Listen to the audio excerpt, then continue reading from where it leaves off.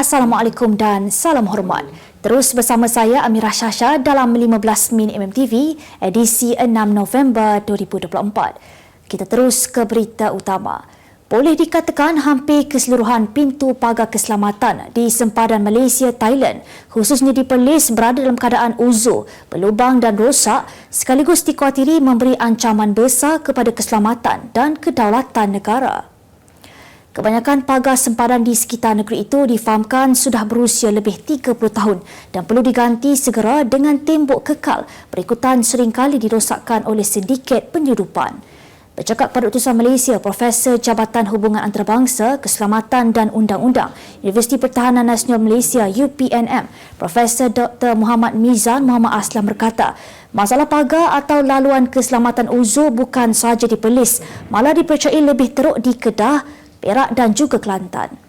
Jelasnya pagar sempadan yang rosak juga menjadi antara punca meningkatnya aktiviti pembolosan pendatang asing tanpa izin selain sasaran penyeludupan melakukan aktiviti atau jenayah rentas sempadan. Sementara itu, tinjauan utusan Malaysia bersama Ketua Polis Negeri Datuk Muhammad Abdul Halim di laluan keselamatan sempadan darat selama 6 hari baru-baru ini mendapati kebanyakan pagar berada dalam keadaan uzur dan juga berkarat. Muhammad berkata Polis Perlis dan PGA sebelum ini juga telah menyediakan laporan berhubung status semasa pagar tersebut bersama cadangan penambahbaikan bagi membolehkan langkah seterusnya diambil oleh pihak bertanggungjawab. Satu dialog atau wacana yang sihat perlu diadakan bagi membincangkan rang undang-undang RUU Mufti Wilayah Persekutuan 2024. Perdana Menteri Datuk Seri Anwar Ibrahim mengakui wujud bantahan yang datang daripada mereka yang memiliki pandangan berbau Islamofobia. Beliau berkata demikian dalam temu bual bersama portal tempatan di mana Anwar menjelaskan terdapat pihak yang tidak dapat membezakan antara pandangan fanatik pelampau dan keperluan untuk mempromosikan Islam secara sederhana. RUU Mufti Wilayah Persekutuan 2024 yang dijangka dibahaskan di Dewan Rakyat bulan ini mendapat kritikan pelbagai pihak kerana didakwa memberikan kuasa tidak dikawal kepada pegawai agama.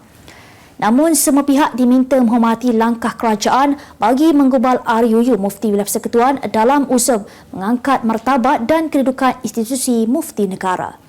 Presiden Persatuan Pegawai Syariah Malaysia, Abu Sufyan Abu Yaziz berkata, langkah penggubalan RUU berkenaan sejajar dengan perkara 3 Perlembagaan Persekutuan dan akta yang berkuat kuasa di wilayah-wilayah persekutuan.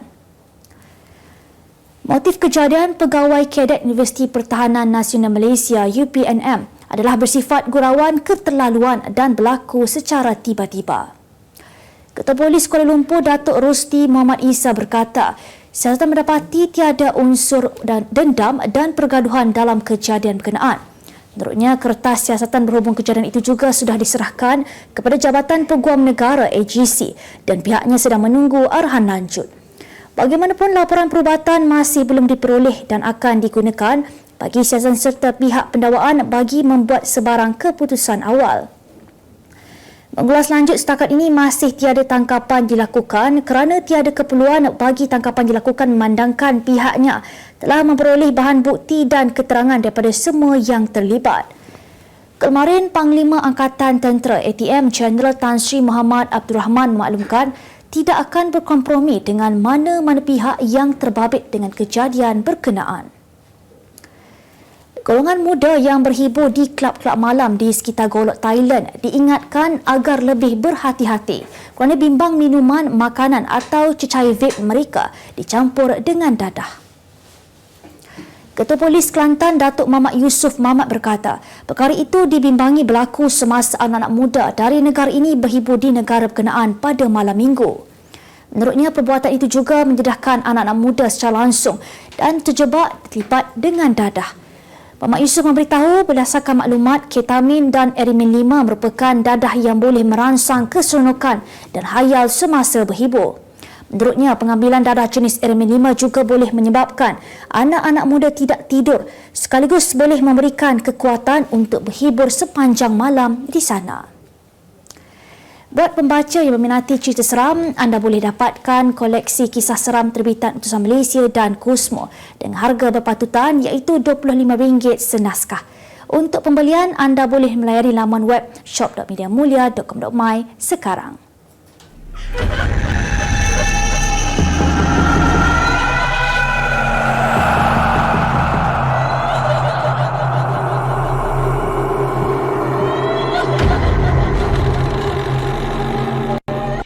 Utusan Malaysia dan Cosmo melancarkan satu lagi produk terbaru.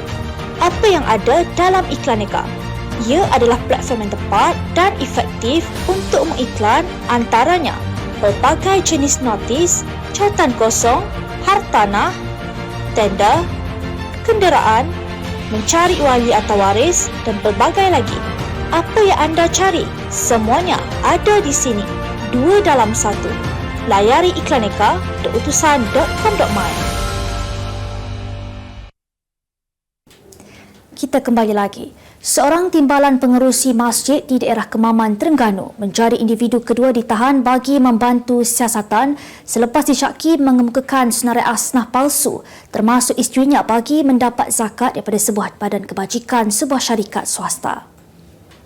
Timbalan pengerusi itu ditahan reman selama 6 hari bermula hari ini hingga Isnin depan selepas mendapat permohonan daripada Suruhanjaya Pencegahan Rasuah Malaysia hari ini. Perintah reman terhadap lelaki berusia lingkungan 50-an hingga Isnin depan itu dibenarkan Masjid Syarifah Amir Dahsyah Shah Amir Syarifuddin selepas mendapat permohonan daripada Suruhanjaya Pencegahan Rasuah Malaysia tengah hari tadi. Menurut sumber SPRM, suspek ditahan ketika hadir memberi keterangan di Pejabat SPRM Kemaman kira-kira pukul 12.30 tengah hari semalam.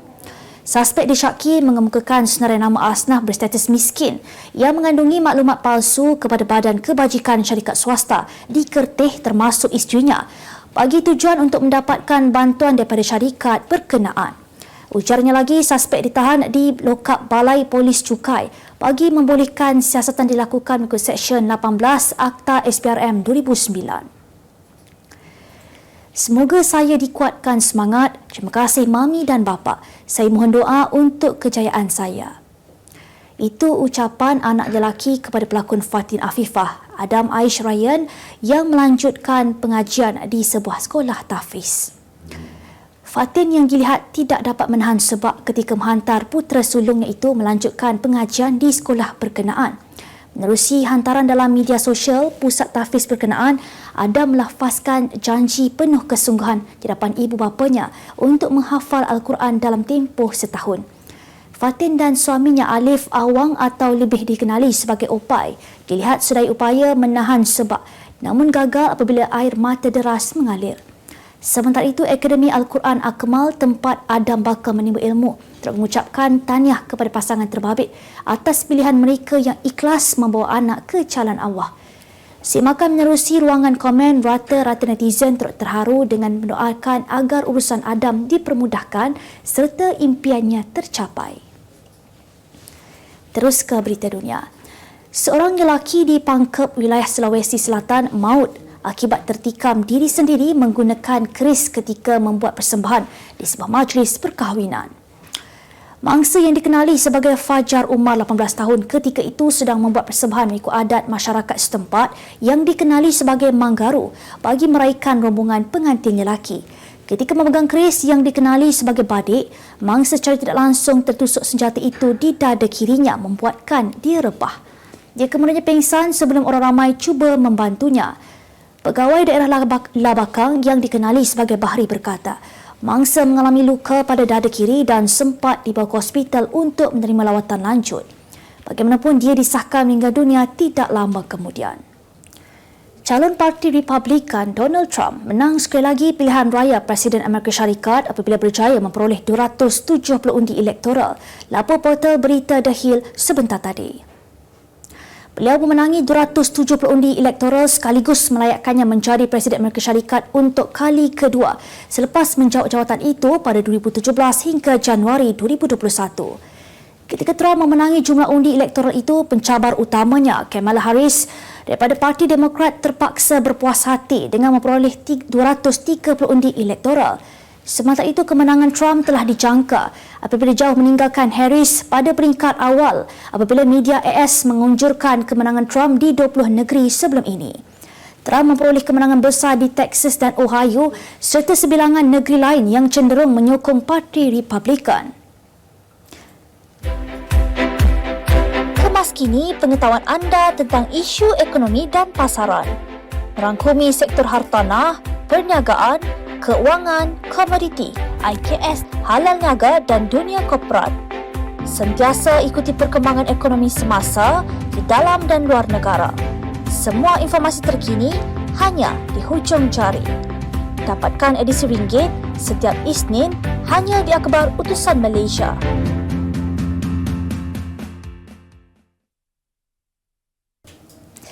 Beralih ke segmen halal niaga minggu ini.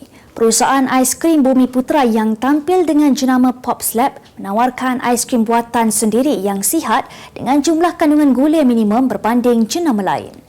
Dikeluarkan dengan 17 perisa berbeza, Pop Labs turut menampilkan kelainan dengan penghasilan aiskrim perisa buah asli dalam salah satu kategori produk yang dihasilkan. Ini adalah contoh-contoh aiskrim Pops ke Pops Lab. So, yang belah sini adalah fresh food base, kita ada pemikai dan foods mango. Lepas tu kita ada musangki, kita ada bubblegum. Ini contoh-contoh produk kami. Minat dari kecil mendorong pengasas dan pemilik syarikat Pop Labs Moniz AZ Enterprise, Jeffrey Moniz Muhammad Niza, untuk menghasilkan aiskrim buatan sendiri dalam skala yang besar dengan kadar harga yang berpatutan. Range harga aiskrim kami bermula daripada RM1.5 hingga ke RM6. Dia tengok pada flavor apa lah. So kita ada standard flavor, local flavor, dan kita ada fresh flavor. Lepas tu kita ada durian yang 24, dan kita ada yang premium besar sikit dia 35 ml. Yang itu harga dia mahal sikit. Kerajaan tidak akan mengenakan sebarang cukai baru bagi minuman bergula dalam memastikan keperluan asas rakyat mencukupi. Menteri Kewangan II, Datuk Seri Amir Hamzah Azizan berkata, kerajaan telah memberikan insentif khas kepada pengilang gula untuk memastikan keberadaan bekalan gula di pasaran kekal stabil. Dia berkata pengeluar gula tidak mengalami kerugian dengan kenaikan harga gula mentah kerana ia diimport sepenuhnya dari luar negara dan menyumbang 80% daripada kos keseluruhan pengoperasian pengeluaran gula. Beliau berkata demikian bagi menjawab soalan Datuk Seri Dr. Wee Ka Siong yang bertanya apakah kerajaan berhasrat untuk menghentikan pemberian insentif kepada para pengeluar gula sekiranya cukai baru terhadap minuman bergula diperkenalkan dan sejauh manakah pengurangan penggunaan minuman bergula di seluruh negara selepas pelaksanaan kenaikan cukai gula kepada 50 sen seliter dalam Belanjawan 2024. Tambahnya lagi, langkah ini akan mendorong pengeluar minuman bergula melakukan formulasi semula produk minuman bergula supaya kandungan gula tidak melebihi nilai ambang yang ditetapkan. Kita ke berita sukan.